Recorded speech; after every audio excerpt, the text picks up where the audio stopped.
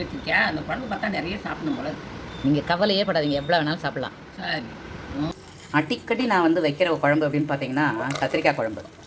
இந்த மாதிரி பூண்டு, சின்ன வெங்காயம் இதை ரெண்டுத்தையும் போட்டு நம்ம வந்து லேசாக வதக்கிக்கணும். சில பேர்கிட்ட வதக்கிக்கணும்னு சொல்லுங்களேன், அவ்வளோதான். அது சுருண்டு காஞ்சி கருவாடாகிற வரைக்கும் வதக்குவாங்க. அந்த மாதிரிலாம் பண்ணக்கூடாது. அதுவும் பாவம் தானே. ரொம்ப நேரம் சூடு காட்டினா அது என்ன ஆகும்? அதனுடைய நிலைமை தான் என்ன ஆகும் சொல்லுங்கள். இந்த மாதிரி சீரகம் முடிஞ்ச வரைக்கும் நல்லா சேர்த்துக்கணும். ஏன்னா அது டைஜஷனுக்கு ரொம்ப நல்லது. நல்லா சேர்த்துக்கணுன்னே ஒரு படி போட்டுறாதீங்க, அளவாக தான், அடிக்கடி. ஓகே.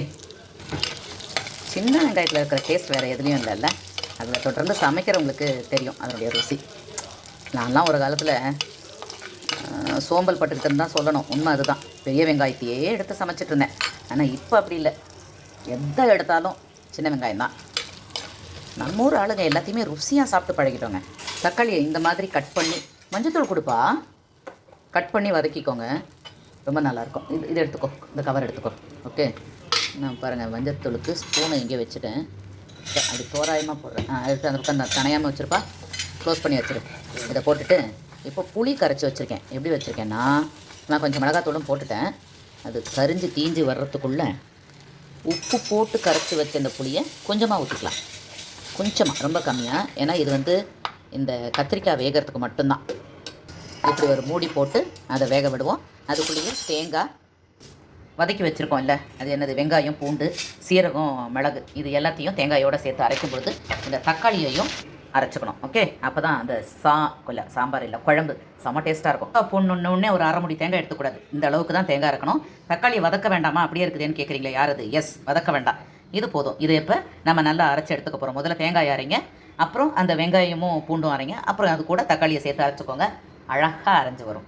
அந்த கலவையை வந்து நம்ம அரைச்சி எடுத்துகிட்டு வந்தாச்சு. நான் என்ன பெருமூச்சு விடுறேன்னு பார்க்காதீங்க. ஹெல்ப்புக்கு ஆள் கூப்பிட்டா வரமாட்டேங்கிறாங்க. அதான் ரொம்ப டென்ஷன் ஆகுது. ஆனால் டென்ஷன் ஆகக்கூடாது. கத்திரிக்காயை புளி தண்ணியில் வேக வைக்கணுங்கிறதுக்கு பதிலாக தக்காளின்னு சொல்லியிருக்கேன் பாருங்களேன். தக்காளி இந்த புளி தண்ணியில் நல்லா வேகும். அந்த வேகும்போது தான் அது ஒரு ருசி.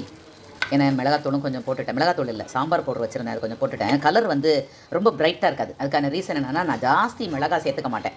தனியாக தான், அப்புறம் மிளகு. இந்த காரம் தான் என்னுடைய சமையலில் அதிகமாக இருக்கும். உணவே மருந்துங்க, அதுக்காக தான். இப்போ இந்த கலவையை அதோடு சேர்க்கும்போது உங்களுக்கு ஒரு அழகான கலர் வந்துடும். கவலைப்படாதீங்க. ஏன்னா கலரே நமக்கு வந்து பாதி சாப்பிட தூண்டக்கூடிய ஒரு விஷயமாக இருக்குது.